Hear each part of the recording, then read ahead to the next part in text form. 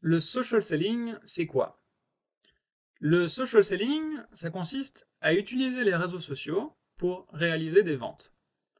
La vente sociale emploie par exemple LinkedIn et Twitter pour générer de la visibilité, de l'engagement et puis des ventes. Le social selling prend du temps et coûte donc de l'argent. Il est donc généralement réservé au monde du B2B, autrement dit aux activités commerciales et marketing réalisées entre entreprises. On retrouve deux approches distinctes du social selling. La première, le soft social selling, le social selling doux, qui mise sur une approche qualitative uniquement. L'idée est alors de construire un réseau de manière évolutive.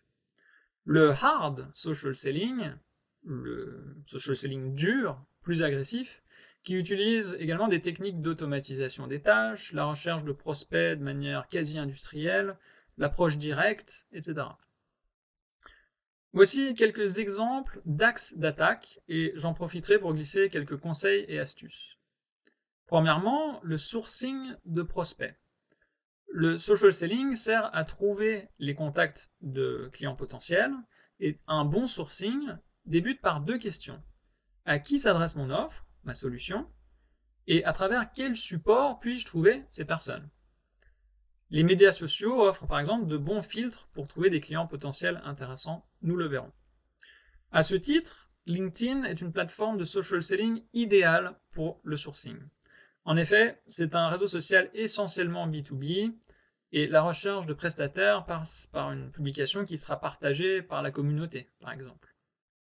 Autre possibilité, l'espace emploi de LinkedIn, qui permet de dénicher des entreprises en recherche de collaborateurs et donc, vous l'aurez peut-être deviné, en recherche de compétences que votre entreprise ou vous-même pouvez peut-être offrir. Sur LinkedIn, on peut ensuite contacter en direct les prospects par message classique ou par email, si on a un abonnement payant, un abonnement premium. Cette approche directe fait partie intégrante du marketing relationnel qui permet d'établir une relation individuelle et personnalisée avec ses clients. Ce type de marketing passe quasi obligatoirement par le consentement volontaire du prospect ou du client. On parle alors d'opt-in. Les outils utilisés sont le téléphone, les newsletters, les emails, les rencontres physiques, mais aussi les réseaux sociaux comme LinkedIn. Le marketing relationnel doit invoquer des valeurs humaines et, je reviens sur ce sujet, il faut donc de l'empathie. Le marketing relationnel, le social selling, c'est donc de la compréhension, de l'écoute, mais aussi des cadeaux, gratuits, oui, gratuits, comme des recommandations que vous faites sur les profils de vos contacts, des félicitations, des petites pensées, du contenu intéressant et utile que vous offrez à vos prospects. Le social selling, c'est aussi une stratégie one-to-one, individualisée. À ce titre, on peut par exemple faire appel à la technique du warm calling. Il s'agit d'un appel commercial avec une approche très personnalisée de l'appel. Le discours est individualisé et le social seller tente de mettre en avant une relation de proximité. Le warm calling peut par exemple servir à obtenir un rendez-vous physique durant lequel le prospect sera véritablement disposé.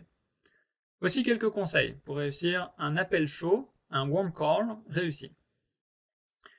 Écartez le nom, N-O-N, le nom de votre vocabulaire et toute forme de négativité. Soyez positif. Deuxièmement, souriez derrière le téléphone.